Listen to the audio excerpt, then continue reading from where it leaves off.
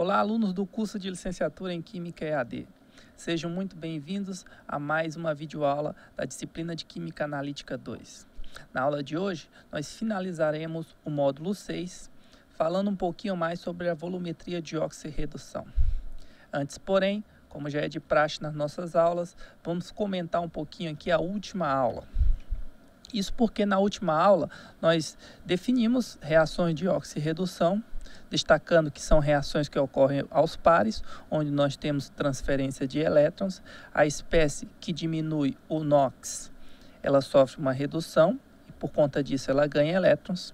E a espécie que aumenta o NOx sofre uma oxidação e por conta disso ela perde elétrons. Como nós mencionamos, NOx é o número de oxidação e ele pode ser obtido a partir da espécie, sabendo que algumas espécies têm NOx fixo, como por exemplo o hidrogênio, que é mais 1 na maioria dos casos, com exceção dos hidretos, onde ele é menos 1. E o oxigênio, que geralmente é menos 2, mas que pode variar a menos 1 e menos 1,5 para os óxidos e superóxidos. Ok? Então a gente apresentou alguns casos específicos para íons, para moléculas, como calcular o NOx. A exemplo aqui o HBr, que tem uma ligação covalente, e o cálculo do NOx do HBr é feito como se essa ligação fosse quebrada e eu tivesse um H mais e um Br-, tá ok? Dando ao hidrogênio um NOx mais 1 e ao Br, o bromo, um NOx menos 1. Daí, nós partimos para definições das semi-reações que compõem as reações de oxirredução. Tá ok? Demos como exemplo a reação de oxirredução do zinco metálico sendo oxidado por cobre 2+, formando zinco 2+, e cobre metálico. Tá ok?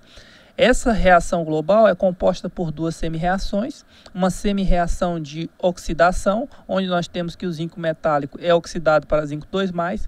Nessa oxidação nós temos um aumento do NOx e, como consequência, uma perda de 2 elétrons. E temos também a reação de redução do cobre, de onde vão vir os 2 elétrons, para onde vão vir, perdão, os 2 elétrons que o zinco perdeu. Tá ok? O cobre 2+ passa para cobre metálico. Com isso, nós temos a semi-reação de redução. Somando as semi-reações, nós temos então a reação global. Eu marquei aqui com asterisco, porque na última aula, durante a preparação da aula, eu troquei aqui esses 2 elétrons na reação de oxidação e coloquei ele do lado esquerdo. As semi-reações de oxidação, elas sempre têm o elétron do lado direito. O elétron que é perdido, ele sempre vai aparecer na semi-reação do lado direito.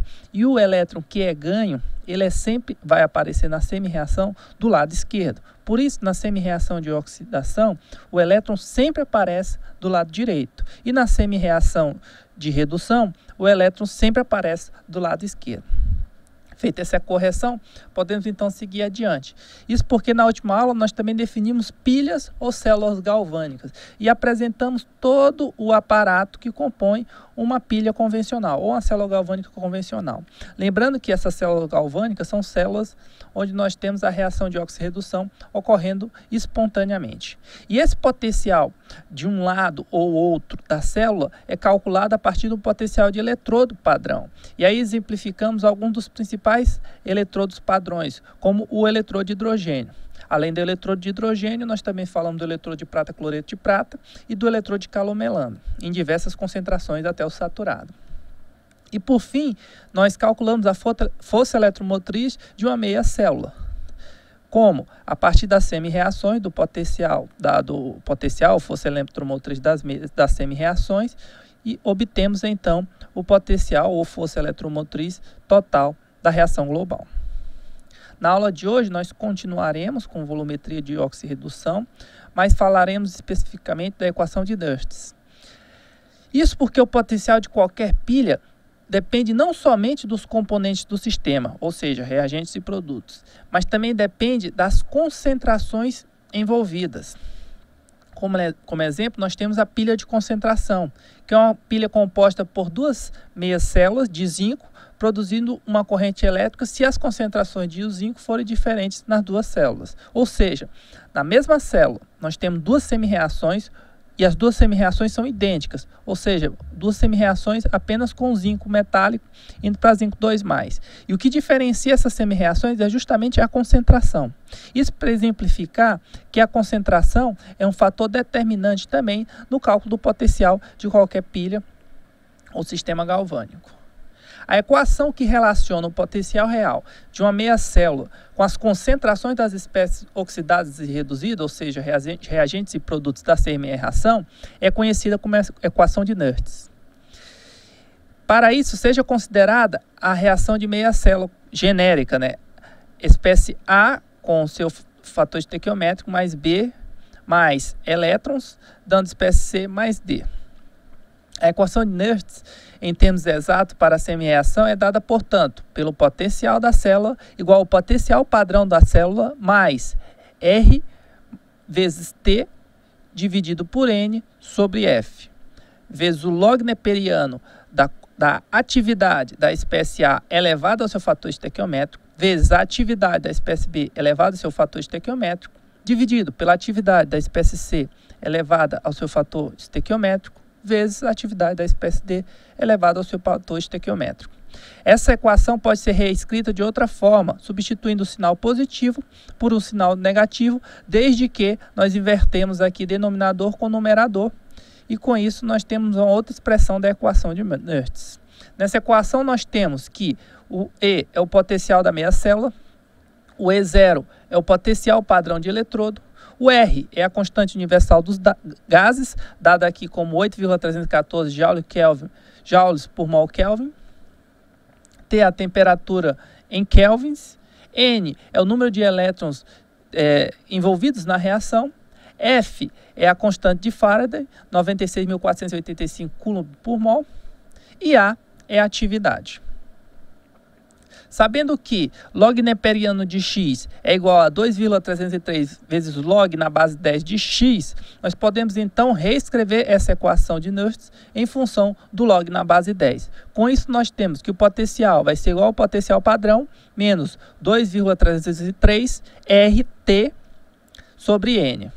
F log na base 10 da atividade da espécie C vezes a atividade da espécie D dividido pela atividade da espécie A vezes a atividade da espécie B, todas elevadas aos seus fatores estequiométricos.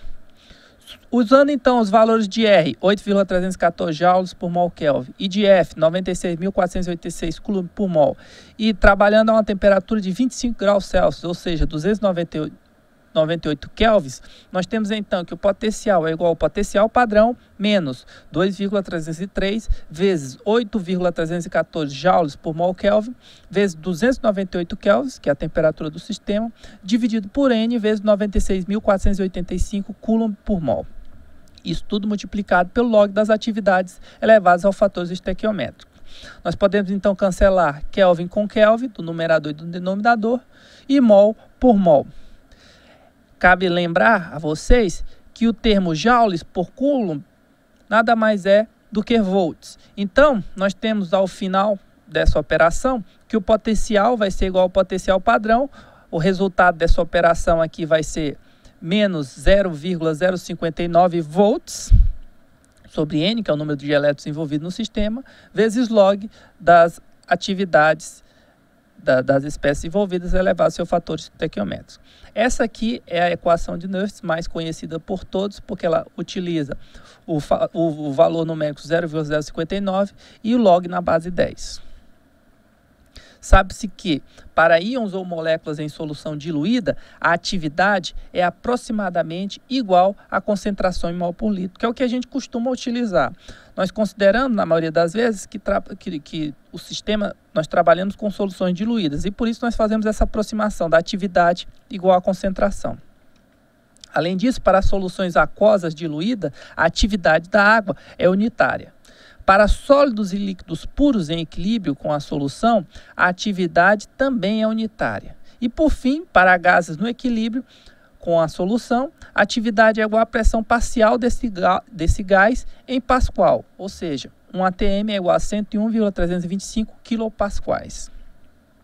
Portanto, podemos escrever para uma semi-reação de zinco 2+, meio aquoso, mais 2 elétrons, em equilíbrio com zinco metálico, uma semi-reação de redução, que o potencial é igual ao potencial padrão menos 0,059 sobre N, e aqui o N é 2, porque nós temos 2 elétrons envolvidos nessa reação, log da concentração de zinco, zinco metálico, então a espécie metálica tem atividade unitária, dividido pela concentração das espécies em solução aquosa. Tá, ok? Da mesma forma, para a semi-reação 2H+, meio aquoso, mais 2 elétrons em equilíbrio com H2 gasoso, nós temos que o potencial é igual ao potencial padrão, menos 0,059 dividido pelo número de elétrons envolvidos na semi-reação, vezes log da concentração dos produtos, aqui é um gás, então nós temos que trabalhar com a pressão parcial desse gás, dividido pela concentração de H+, dos reagentes, né, elevado ao quadrado, porque ele tem um fator estequiométrico 2.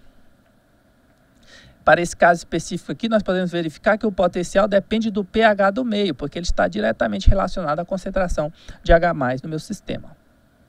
A partir disso, podemos então calcular o potencial da meia célula usando o potencial padrão. Vamos utilizar então o seguinte exemplo. Calcule o potencial real de uma solução de permanganato de potássio, o KMnO4, onde a concentração de íons manganato, MnO4- é igual a 10 a menos 1 mol por litro, e de Mn2+, é de 10 a menos 4 mol por litro. E meio ácido, né? Nós temos um pH igual a 1.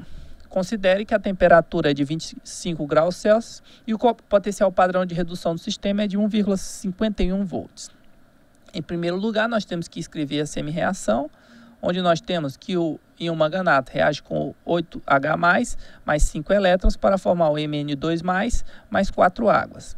O segundo passo, então, é calcular o potencial desse sistema MnO4- Mn2+, que é igual ao potencial padrão desse sistema, menos 0,0059 dividido pelo número de elétrons, que aqui são 5, log da concentração de Mn2+, que é o produto, vezes a concentração de água, lembrando que a concentração de água em soluções diluídas é unitárias, dividido pela concentração dos reagentes, ou seja, concentração de MnO4- vezes a concentração de H+, elevado a 8, uma vez que o fator estequiométrico do hidrogênio é 8. O terceiro passo, então, é substituir os valores dados, né? O potencial da célula, então, vai ser igual a 1,51, que é o potencial padrão, menos 0,059 sobre 5, log da concentração, como a gente tinha mencionado aqui anteriormente, de MnO4 dividido por MnO4 ao 4- e a concentração de H+ ao quadrado. Então, nós temos que é 10 a menos 4 dividido por 10 a menos 1 vezes 10 a menos 1 à oitava. O resultado de toda essa operação aqui nos dá o potencial da meia reação, que é de 1,45 volts. O passo seguinte, então, dessa aula é a construção das curvas de titulação redox. Isso porque nós vamos precisar desse conhecimento da equação de Nernst para conseguirmos plotar essa curva. Isso porque, analogamente à curva de antititulação ácido-base, onde nós temos o pH versus o volume do titulante, uma curva de titulação redox ou de oxirredução é obtida a partir do potencial do sistema versus o volume de titulante gasto. Para termos uma ideia geral do problema, partiremos então de uma reação redox hipotética, composta pela semi-reação abaixo, onde nós temos que o oxidante 1 mais N1 elétrons está em equilíbrio com o redutor 1. O oxidante 2 mais N2 elétrons está em equilíbrio com o redutor 2. Para termos uma reação redox global com as cargas balanceadas, consideremos a seguinte possibilidade. Redutor 1 em equilíbrio com o oxidante 1 mais N1 elétrons, ou seja, invertemos aí a ordem da reação e mantivemos aí a segunda reação na ordem direta. E também vamos multiplicar aqui pelos fatores estequiométricos N2 e N1. Somando, então, essas semi-reações, lembrando que nas reações de oxirredução ou reações de redox, nós temos sempre que ter uma espécie sofrendo oxidação e uma espécie sofrendo redução. No caso anterior, no slide anterior, nós apresentamos as duas semi-reações no formato de redução. Então, nós temos que optar pela alternância, aí, pela inversão de uma das reações para poder somá-las e termos uma reação no sentido de oxidação e outra reação no sentido de redução. Então, somando aqui as semi-reações após multiplicar por N2 e N1, nós temos que N2 redutor 1 mais N1 oxidante 2 está em equilíbrio com N2 oxidante 1 mais N1 redutor 2. Supondo que nesta reação o redutor 1 é a amostra e que o oxidante 2 é o titulante e que a reação é espontânea, ou seja, ela ocorre no sentido convencional, da esquerda para a direita, podemos então calcular o valor do potencial real do sistema para cada ponto da titulação e com estes valores então construir a minha curva de potencial versus volume do titulante. Por conveniência, nós vamos dividir esse processo em 3 seções principais.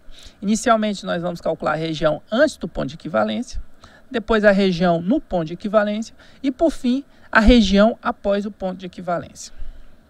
Na região antes do ponto de equivalência, o potencial real é convenientemente calculado a partir da razão entre as concentrações conhecidas dos componentes do par redox da amostra, aplicando a equação de Nernst, que acabamos de ver. Ou seja, oxidante 1 mais N1 elétrons em equilíbrio com o redutor 1. A equação de Nernst para essa semi-reação é potencial do sistema é igual ao potencial padrão, potencial 1, né, menos RT sobre NF, log neperiano da espécie reduzida sobre a espécie oxidada, ou seja, produto sobre reagente. Se a amostra está inicialmente na forma reduzida e se X é a porcentagem de oxidante adicionado, para termos X entre 0 e 100, podemos escrever que o potencial do sistema é igual ao potencial padrão do sistema, menos RT NF, log neperiano de 100 menos X sobre X. Quando X, isto é igual a 50, isto é, ao adicionar metade da quantidade do oxidante 2 necessário para atingir o ponto de equivalência, nós vamos ter então que o potencial vai ser igual ao potencial padrão, menos RT N1F, log neperiano de 100 menos 50 sobre 50, ou seja, log neperiano de 1. Log neperiano de 1 é 0, então nós temos que o potencial do sistema é igual ao potencial padrão. Já no ponto de equivalência da reação hipotética descrita anteriormente, N1 mols do oxidante 2, que é o meu titulante, foram adicionados a N2 mols do meu redutor 1, que é a minha amostra. Portanto, para a semi-reação, nós temos que o oxidante 1 mais N1 elétrons está em equilíbrio com o redutor 1 e podemos escrever então que o potencial de equilíbrio é igual ao potencial padrão menos RT N1F vezes log neperiano do redutor, a concentração do redutor sobre a concentração do oxidante no equilíbrio. Da mesma forma, para o titulante, nós podemos escrever que a espécie oxidada 2 mais N2 elétrons está em equilíbrio com a espécie reduzida 2. Então, nós podemos escrever que o potencial de equilíbrio é igual ao potencial padrão 2 menos RT N2F, log neperiano da concentração do produto, que é a espécie reduzida 2, sobre o reagente, que é a espécie oxidada 2. Por considerações estequiométricas, no ponto de equivalência, é conveniente dizermos que a igualdade é válida, ou seja, a concentração da espécie reduzida 1 sobre a espécie oxidada 1 é igual à concentração da espécie oxidada 2 sobre a espécie reduzida 2. Multiplicando, então, a primeira semi-reação por N1, nós temos, então, que N1 vezes o potencial no equilíbrio é igual a N1 potencial padrão 1 menos N1 RT sobre N1F vezes o log neperiano da concentração das espécies reduzidas 1 sobre as espécies oxidadas 1. Podemos então cancelar N1 como N1. Multiplicando agora a segunda semi-reação por N2, nós temos então que N2 vai ser então N2 vezes o potencial de equilíbrio igual a N2, o potencial padrão do sistema, menos N2 RT sobre N2F, log neperiano da espécie reduzida 2 sobre a espécie oxidada. Novamente, nós vamos cancelar N2 com N2, já que esses termos aparecem no denominador e no numerador. Somando, então, as duas novas equações, nós temos que N1, potencial de equilíbrio, mais N2, vezes o potencial do equilíbrio, é igual a N1, potencial padrão 1, mais N2 vezes o potencial padrão 2, menos RT sobre F, log neperiano da concentração das espécies reduzidas 1 sobre a concentração das espécies oxidadas 1, dividido pela concentração das espécies reduzidas 2 sobre a concentração das espécies oxidadas 2. Lembrando que esse termo aqui foi obtido no ponto de equivalência, nós podemos então cancelar o numerador com o denominador.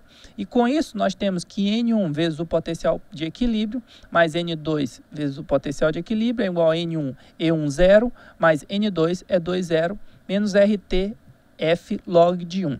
Como log de 1 é zero, nós temos por fim que N1 potencial de equilíbrio mais N2 potencial de equilíbrio é igual a N1 E1 zero mais N2 E2 zero. E se reescrevermos aqui em função do potencial de equilíbrio, nós temos então que o potencial de equilíbrio vezes N1 mais N2 é igual a N1 E1 zero mais N2 E2 zero.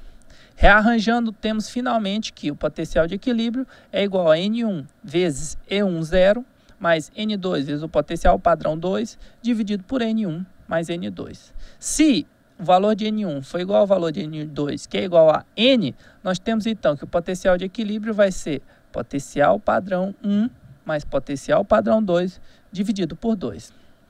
Nessas condições, a curva de titulação é simétrica nas vizinhanças do ponto de equivalência se os efeitos de diluição forem desprezíveis. Por fim, nós temos a região após o ponto de equivalência. Nessas regiões, nós vamos aplicar a equação de Nernst ao par redox do titulante. Por isso, nós temos que a espécie oxidada 2 mais N2 vezes o número de elétrons está em equilíbrio com a espécie reduzida 2. Ou seja, potencial padrão, potencial do sistema é igual ao potencial padrão menos RTN2 vezes F log neperiano da concentração das espécies reduzidas 2 dividido pelas espécies oxidantes 2. Admitindo que ocorreu uma reação total entre as espécies reduzidas 1 e a espécie oxidada 2, podemos escrever que concentração das espécies reduzidas 2 sobre as espécies oxidadas 2 é igual a 100 sobre x menos 100, onde a concentração das espécies reduzidas é igual a 100%, porque todo o titulante, ou seja, o OX2, a espécie oxidante 2, transformou-se em espécie reduzida 2 após o ponto de equivalência, durante a titulação com a espécie reduzida 1. E a concentração da espécie oxidante 2 vai ser igual a x menos 100, onde esse valor de x é a quantidade em porcentagem da espécie oxidante 2 adicionada, a qual indica claramente quanto da espécie oxidante 2 temos em excesso na solução. Assim sendo, quando o x for igual a 200, isso é, quando adicionarmos o dobro do meu titulante, ou seja, da espécie OX2, necessariamente para titular a espécie reduzida 1, nós vamos ter novamente que o potencial vai ser igual ao potencial padrão do sistema. Portanto, após o ponto de equivalência, o potencial estará situado na região do potencial padrão da espécie 2. Para exemplificar esse termo genérico que acabamos de descrever, nós temos então o seguinte exemplo. Consideremos a titulação de 25 ml de uma solução de sulfato de ferro 0,100 mol por litro com uma solução 0,1000 mol por litro de sério 4 em meio ácido e a 25 graus Celsius. O primeiro passo, então, é escrever as semi-reações envolvidas. Nós temos aqui a redução do sério 4 para sério 3, cujo potencial padrão do sistema é de mais 1,44 volts, e nós temos a oxidação do ferro 3, em termos de redução, novamente, a redução do ferro 3 para ferro 2. Isso porque, gente, nós sempre escrevemos as semi-reações no sentido da redução, tá ok? E após a análise dos potenciais padrões, aqui nós definimos qual espécie vai ser invertida aqui, tá bom? Então, a segunda semi-reação também é no sentido da redução, e nós temos ferro 3 sendo reduzido a ferro 2, cujo potencial padrão 2 é de mais 0,77 volts. Invertendo então a segunda semi-reação e somando com a primeira, nós temos que sério 4 mais um elétron é igual a sério 3, cujo potencial padrão é de 1,44 volts, e ferro 2, que vai ser a equação que vai ser invertida, está em equilíbrio com o ferro 3 mais um elétron, ou seja, invertemos para a forma de oxidação. E por isso o potencial padrão linha, o novo potencial padrão da espécie 2 vai ser, olha, invertemos o sinal dele, menos 0,77 volts. Essa inversão de sinal é porque nós invertemos o sentido da reação. Somando, então, nós temos que sério 4 mais ferro 2 está em equilíbrio com sério 3 mais ferro 3, e o potencial padrão total do sistema é a soma desses dois potenciais padrões das semi-reações, ou seja, mais 0,77 volts. Esse valor é maior que zero, então a reação é espontânea nesse sentido aqui, com essa inversão do ferro 3 com ferro 2. O segundo passo, então, é calcular o volume, o potencial antes do início da titulação, ou seja, quando o meu volume é 0 ml. Eu só tenho a minha amostra. Neste ponto, teoricamente, somente os íons ferro 2+, estariam presentes na solução. Entretanto, na realidade, temos também uma certa quantidade de íons ferro 3+, em solução, devido à oxidação do ferro 2+, a ferro 3+, pelo oxigênio do ar que está dissolvido na água. Assim sendo, do ponto de vista teórico, podemos calcular o potencial inicial por meio da equação de Nernst. Entretanto, isso não é feito porque é difícil uma avaliação da concentração de ferro 3+ presente antes da adição de qualquer quantidade de sério 4+. Isso fica claro porque essa concentração de ferro 3+ antes da adição de sério 4+ está na dependência de erros relacionados com a oxidação do ferro 2 pela presença de oxigênio dissolvido. Portanto, o potencial inicial deve ser necessariamente medido e não calculado. De um modo geral, o potencial não é calculado para o ponto inicial da titulação, mas sim logo após a adição de uma pequena quantidade de titulante, sendo este valor, portanto, utilizado como indicativo aí do primeiro ponto da minha curva de titulação. Portanto, nós vamos considerar aqui como ponto inicial após a adição de 5 ml de titulante. Com isso, nós vamos ter que a quantidade de matéria inicial na amostra vai ser igual ao número de mols de ferro 2+, que é igual ao volume de ferro, da solução de ferro, né, que é 25 ml, ou 25 vezes 10 a menos 3 litros, vezes a concentração da solução de ferro, que é 0,1000 mol por litro. Com isso, o número de mol de ferro 2+ é de 2,500 mols. O passo seguinte, então, é calcular a quantidade de matéria de íons ferro 2+ que reagiu no início, após a adição de 5 ml de titulante. Ou seja, o número de mols de sério 4+ que foram adicionados são equivalentes aos íons ferro 2 que reagiram. Ou seja, o número de mols de sério 4+ vai ser igual ao número de mols de sério 3+ que foram formados, que é igual a 5,00 vezes 10 a menos 3, que é o volume que foi adicionado aqui em ml e aqui em litros, vezes a concentração de sério, que me dá um total de 0,500 mols. Por fim, nós vamos calcular então a quantidade de matéria, ou seja, de íons ferro 2+, que não reagiram. Se a quantidade de íons ferro 2+ que reagiram é equivalente ao número de mols de sério 4+, que é igual ao número de mols de sério 3+ formado, a quantidade de íons ferro 2+ que não reagiu vai ser uma subtração entre o número de mols de ferro 2+ total pelo número de mols de sério 4+ que foram adicionados, ou seja, 2.500 mols menos 0,500 mols, que me dá um valor total aí de 2 mols de ferro 2+ que não reagiram, por isso está com asterisco aqui. Temos então que o potencial padrão, o potencial do sistema é igual ao potencial padrão menos 0,059 sobre 1, já que temos um elétron envolvido, log neperiano da concentração de ferro 2+, sobre a concentração de ferro 3+. Já que o volume final é o mesmo, ou seja, o volume final aqui é 30 ml, os 25 ml inicialmente presentes, mais os 5 ml que foram adicionados, nós podemos escrever essas semi-reações em função apenas do número de mol, já que o volume em cima e embaixo vai ser cancelado, ela pode ser equivalente a essa nova expressão de Nernst em função apenas do número de mols. Assim, o potencial do sistema é igual a 0,77, que é o potencial padrão, menos 0,059 dividido por 1, log neperiano do número de mols, 0,05 dividido por 2. Portanto, o potencial após a adição de 5 ml de titulante é de 0,73 volts. passo seguinte, então, é calcular após a adição de 12,50 ml de titulante, que também corresponde a um ponto antes do ponto de equivalência. Novamente, nós vamos utilizar a mesma metodologia. Quantidade de matéria inicialmente presente na amostra, que é igual ao número de mols de ferro 2+, que vai ser o seu volume vezes a sua concentração, que me dá novamente 2,500 mols. Quantidade de matéria de íons ferros que reagiu, que vai ser equivalente ao número de mols de 0,4+ adicionados, que equivale ao número de mols de 0,3+ que foram formados, ou seja, o volume adicionado, 12,50 ml, vezes 10 a menos 3, para transformar em litros, vezes a concentração da solução de sério, que me dá um número de mols de 1,250 mols. E por fim, a quantidade de matéria, ou seja, de íons ferro 2+, que não reagiu, que vai ser dado aqui pela diferença entre o número de mols de ferro 2+ inicialmente presente, menos o número de mols de sério 4+, que foram adicionados. Com isso, nós temos 2,500 mol menos 1,250 mols, que me dá um total aí de 1,250 mols.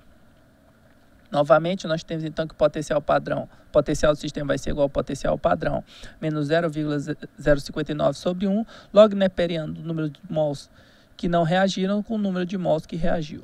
Ou seja, o potencial do sistema vai ser de 0,77 volts. Por fim, aqui nós temos agora o quinto ponto, que é no ponto de equivalência, ou seja, quando o volume é de 25 ml. Como foi demonstrado anteriormente, nós temos o potencial do sistema calculado a partir dessa equação, que foi demonstrada anteriormente. Assim sendo, para a reação global do sério 4+, reagindo com ferro 2+, em equilíbrio com sério 3+, e ferro 3+, nós temos então que o potencial de equilíbrio vai ser igual ao potencial padrão do par ferro 3, ferro 2, mais o potencial padrão do par sério 4, sério 3, dividido por 2, já que nós temos 1 mais 1 elétrons envolvidos. Ou seja, nós temos um potencial de equilíbrio de 1,11 volts após a adição de 25 ml, que corresponde ao ponto de equivalência do meu sistema. Tá ok?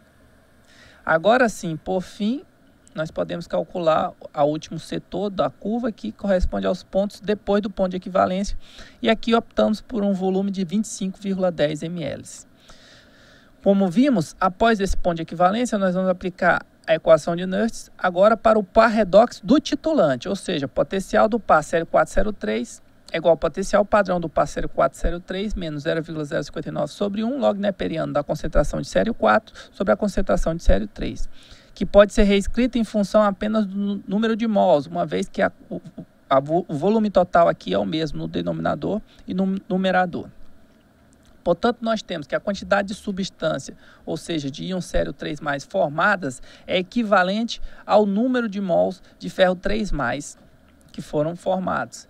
Tá ok? E esse número de mols de ferro 3+ que foram formados é igual ao número de mols de ferro 2+ que estão presentes no meu sistema, que vai ser dado por 25 vezes 10 a menos 3 litros, que são os meus 25 ml inicialmente presentes, vezes a concentração, ou seja, 2,500 mols.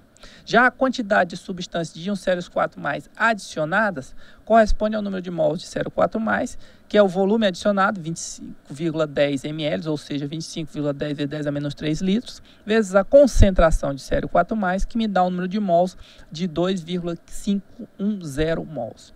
Por fim, a quantidade de substância de íon sério 4+ que não reagiu, ou seja, o excesso de sério 4+ após o ponto de equivalência, representado aqui pelo asterisco, é dado pelo número de mols de sério 4+ que foram adicionados, menos o número de mols de ferro 3+ que foi formado no meu sistema. Com isso, nós temos 2,510 mols menos 2, faltou aqui a vírgula, viu, gente?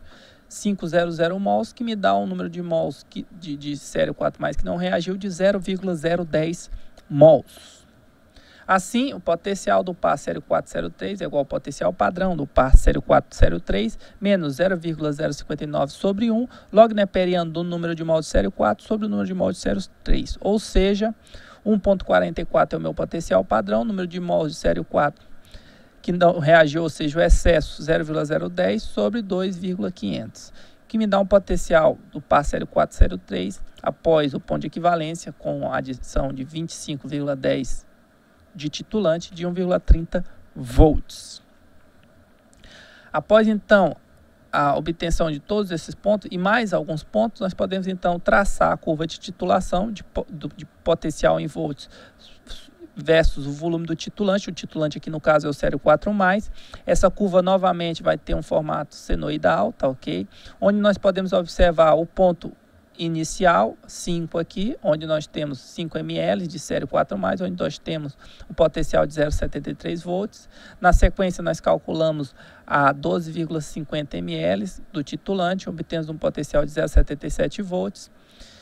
Também calculamos no ponto de equivalência, que equivale a 25 ml. E, por fim, após o ponto de equivalência, ou seja, 25,10 ml. Vocês percebem que, para que a curva seja plotada, são necessárias a obtenção de mais alguns pontos antes do ponto de equivalência e após o ponto de equivalência. No entanto, uma titulação que envolve reações de oxirredução, ela é caracterizada por uma mudança pronunciada do potencial. Aquele ponto de flexão característico que nós já discutimos anteriormente, que estão presentes nas curvas senoidais de titulação. De redução, né? De qualquer titulação, no caso específico aqui, na nossa titulação de oxirredução. A indicação do ponto final da titulação, ela pode ser feita, então, de 3 métodos. Primeiro, visualmente, sem adição de indicadores.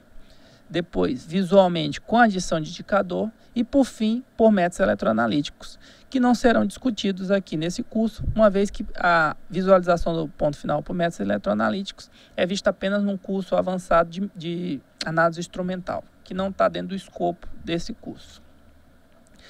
Em algumas titulações, o próprio titulante ou o produto da reação desse titulante pode agir como indicador do ponto final da titulação.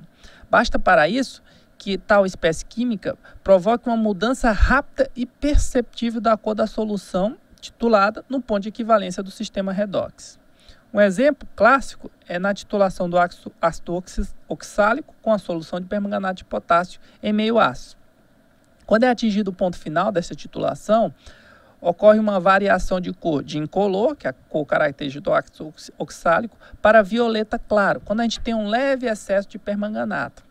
Essa utilização do permanganato aí como reagente oxidante de oxirredução e como indicador no sistema é típica de uma técnica que está dentro da volumetria de oxirredução, conhecida como permanganometria. E aqui nós podemos visualizar as proximidades do ponto de equivalência, onde nós temos a coloração característica da viragem do meu indicador ou do meu reagente permanganato. Em muitos outros casos, a indicação do ponto final de uma titulação redox é obtida com a ajuda de indicadores apropriados, que se dividem basicamente em 2 grupos, os indicadores específicos e os indicadores verdadeiros. Os indicadores específicos são substâncias que reagem de um modo específico com um dos participantes, com o reagente ou com o produto da titulação, para produzir uma mudança de cor. Como exemplo, nós temos o amido, que é usado em titulações redox envolvendo o par I2 e 3-. Isso também numa técnica específica conhecida como iodometria. Nesse caso, o amido forma um complexo azul escuro, como representado aqui ao lado, com íons I3- e serve como indicador do ponto final da titulação, onde o iodo é produzido ou consumido. Por outro lado, existem indicadores redox que são sistemas de oxidação reais, os quais possuem um comportamento que depende somente da mudança de potencial do sistema e não das mudanças de concentração dos reagentes. Esses indicadores verdadeiros possuem uma aplicação mais ampla que os indicadores específicos e também são mais sensíveis. Para tais indicadores, podemos, de um modo geral, supor a seguinte semi-reação. A espécie oxidada mais SH+, mais o número de elétrons, é igual à espécie, o indicador na forma reduzida, e o indicador na forma oxidada tem uma coloração, o indicador na forma reduzida tem outra coloração. E essa mudança de indicador, da coloração do indicador, vai depender única e exclusivamente do potencial do meu meio. E nas proximidades do ponto de equivalência, esse potencial ele sofre uma brusca variação. Por isso, é perceptível a mudança de cor do indicador verdadeiro. Tá ok? Ele vai ser, na maioria dos casos, representado na forma ácida, porque a maioria dos indicadores verdadeiros eles ocorrem então são reações que ocorrem em meio ácido. Para esse sistema, nós temos então que o potencial é igual ao potencial padrão, menos 0,059 sobre N, que é o número de elétrons envolvidos, vezes log da concentração do indicador na forma reduzida sobre o indicador na forma oxidada, vezes a concentração de H+ elevada sobre o fator estequiométrico. O grupo importante de indicadores verdadeiros é derivado da 1,10-fenantrolina, ou seja, ortofenantrolina, que forma um complexo 3,1 na proporção de 3:1 com ferro 2. Este complexo é conhecido como ferroína e sofre uma reação redox reversível seguido de uma mudança de cor bem distinta. Ou seja, o ferro na forma 3, ele tem uma coloração azul e com o NOx 2 uma coloração vermelha. E essa variação de cor vai ocorrer em potenciais padrões próximo a 1,06 volts. A tabela a seguir apresenta uma série de outros indicadores verdadeiros e suas faixas de mudança de coloração, bem como os potenciais de transição onde essas variações de coloração aparecem. Com a utilização então desses indicadores verdadeiros fica fácil nós determinarmos o ponto final da titulação, que como já sabemos é distinto do ponto de equivalência. O ponto de equivalência é um valor teórico e o ponto final é um valor experimental. Tá, ok? A diferença entre os dois é o erro da titulação. Como atividade aí de nível 1, nós temos o questionário online número 5, tá, ok? Onde vocês vão ter que descrever a construção de um eletrodo de prata cloreto de prata, desenhar, esquematizar, e ele deve ser entregue até as 23h55 do dia 8 de novembro. Temos também uma atividade de nível 3, que é uma postagem de atividade referente ao questionário do módulo 6, que também deve ser entregue até as 23h55 do dia 8 de novembro. Para a próxima aula, então, nós veremos volumetria de complexação, onde nós vamos introduzir os principais conceitos envolvidos na titulação por complexação.